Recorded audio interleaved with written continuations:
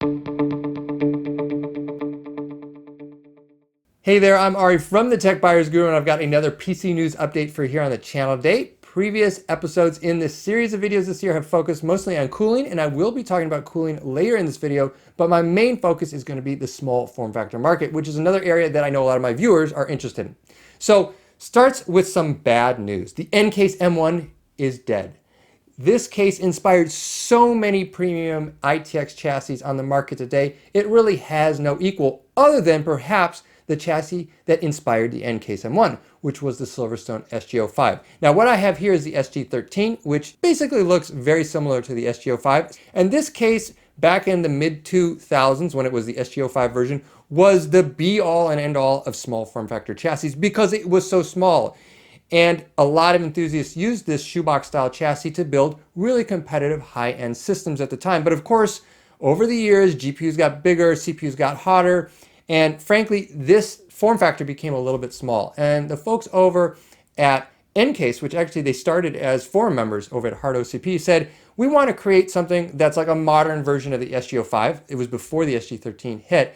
We want something that fits larger video cards than 9.5 inches, which was the limit of the SG05. We want something that might fit some larger coolers in there, maybe a small form factor or SFX power supply, and basically have more premium materials because the SG05 and the SG13 are very cheap in their construction, or I should say inexpensive, right? Just simple steel construction, no premium aluminum, no additional aesthetic flair. They're very simple chassis. So NCase went to Silverstone and said, we are big fans of your SG05. We would like you to help us build the next generation, something that we'd like to call the M1. And they had a lot of talks about it, and ultimately Silverstone and NCase decided not to work together. And instead, NCase went over to Lian Li. And Lian Li became their contract manufacturer. And the rest is history. The M1 became iconic. It inspired a legion of other high-performance, high-end ITX chassis, often starting at $200 or above. And basically, everyone in the enthusiast community that was interested in a high-end ITX chassis considered the M1 if they didn't buy one. So why has the production been ceased? Well, NCase says on its website that it's because of changes in the market, and specifically the component market. No doubt they're talking about larger GPUs, but you can work around that. In fact, they have with different versions of the M1. Maybe they're talking about hotter CPUs, more cores, higher clock speeds. Of course, a lot of the Intel CPUs use a ton of power and put out a lot of heat.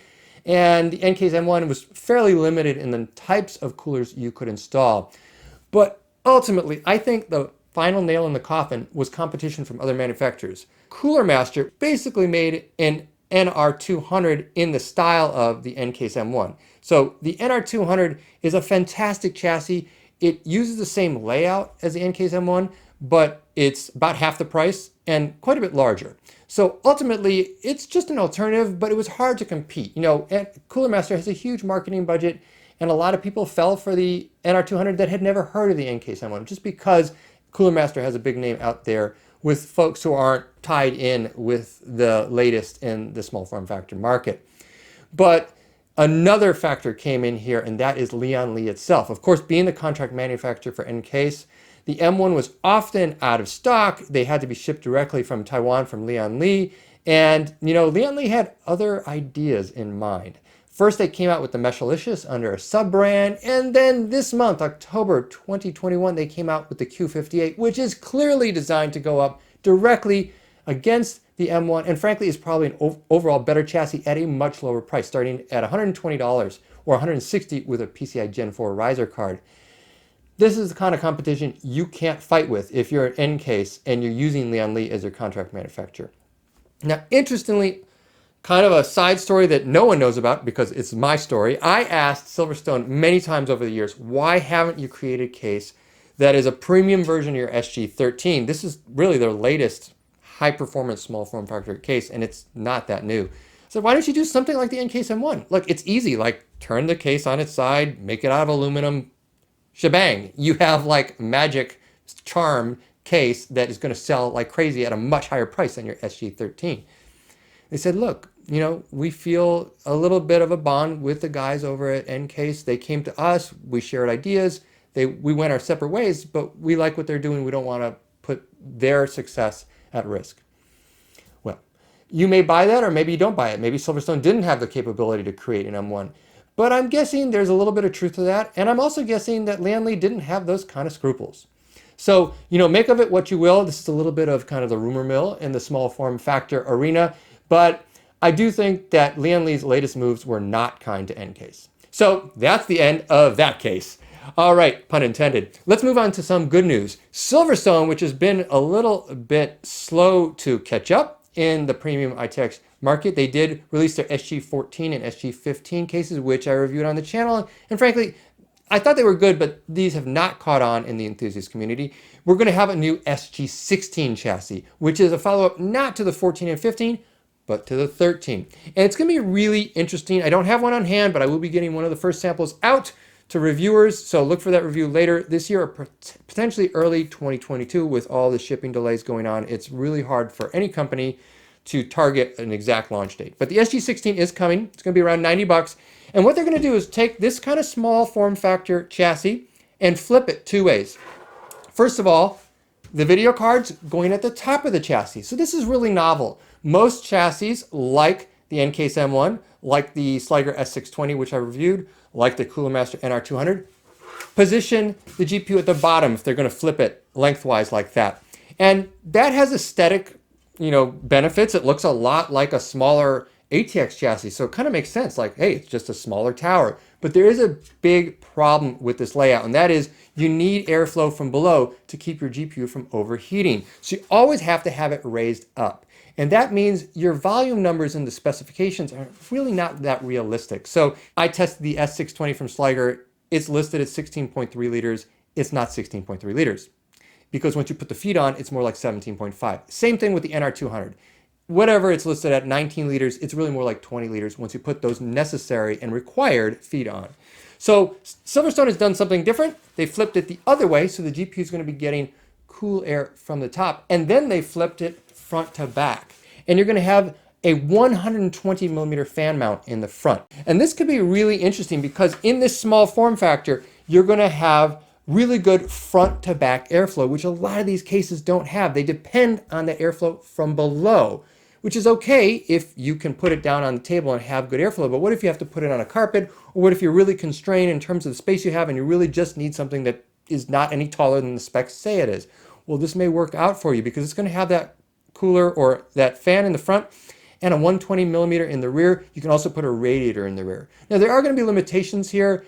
They say that you can use tower coolers in this new SG16, but it's going to be super tight. The cabling with the PSU, even in an SFX model, is going to be pretty precarious if you have a tower cooler in there. And basically, Silverstone has admitted to me that you have to put the fan on the back of your cooler, and I would just prefer not to mess with that. I think it's going to be pretty hard to fit something in there, even with the fan on the back of the cooler. I'd rather go with a 120 millimeter all-in-one cooler, which is typically going to be a better performer than any small tower you could fit in a chassis this size. So it will be really interesting. I'll flip this back to its normal orientation to see the follow-up to the SG13, which is going to be kind of like what I consider a chopped NR200. It's going to be the same price, and you may say, but I get more for my money with the Cooler Master.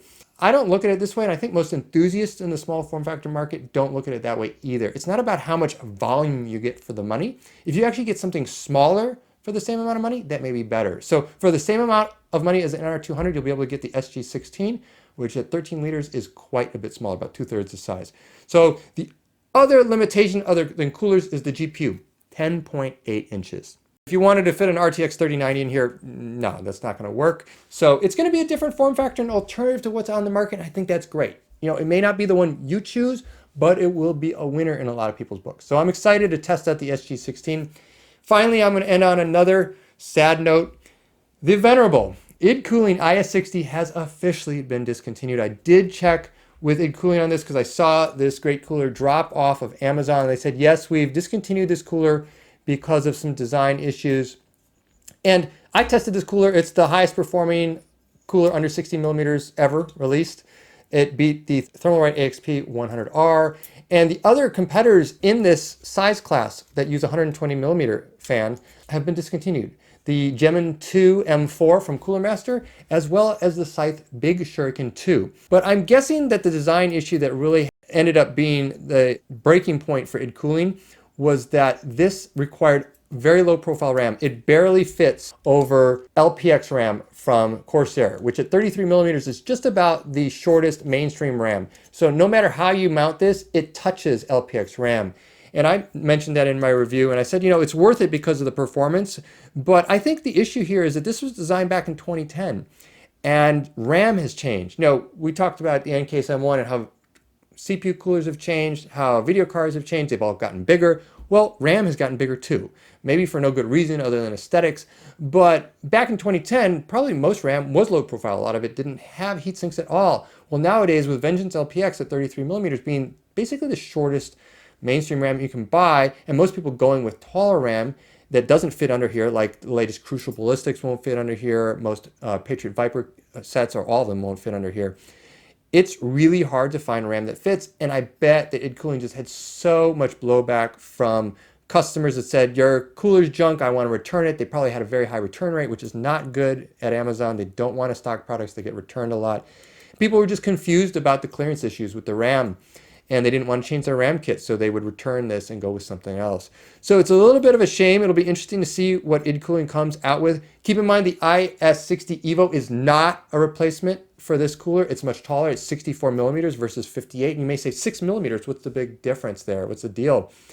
If you're in tune with really small form factor chassis, 58 millimeters is a cutoff and 64 millimeters is not. 64 millimeters is above the limit for a lot of cases. I'll give you an example. The PATX V2 from SFF time, which I reviewed here on the channel, does have a hard limit at 58 millimeters. And I called the i60 the best cooler for that chassis, but now you can't get this. I do hope that they come out with something to replace this, because this was a great cooler and at a really good price too. It was super competitive, about 40 bucks, but no longer available. So that's it. I had some bad news, some good news, and I ended with some bad news. But ultimately, what's happening here in the ITX market is kind of growing pains. You know, we're seeing lots of competition, changes in the component market. ITX manufacturers have to, you know, change with the times or fall prey to market conditions. And we see NCase M1 terminated, IS-60 terminated, not because they weren't good products, but because they didn't quite keep up with the times and how all of the components are so interlinked when you're building a small form factor system. Of course, I will have the SG16, the successor to the SG13, one of my favorite cases of all time, and one that I did a bunch of videos on last year and the year before. I will probably do a series on the SG16 if folks are interested in that, showing you different build iterations in that small chassis. And that's what's fun. You know, it's like a puzzle putting these systems together, but it's also a challenge. You know, each component has to be chosen to fit with all the other components. So you win some, you lose some. NCase and id Cooling, you lost. SilverStone hopefully will win with their SG16. Now, if you have any comments or questions about what I've said in the video, please post them down below. If you enjoyed the video, please do give me a like and subscribe. And as always, I'm Ari from the Tech Buyers Guru, and I will catch you next time.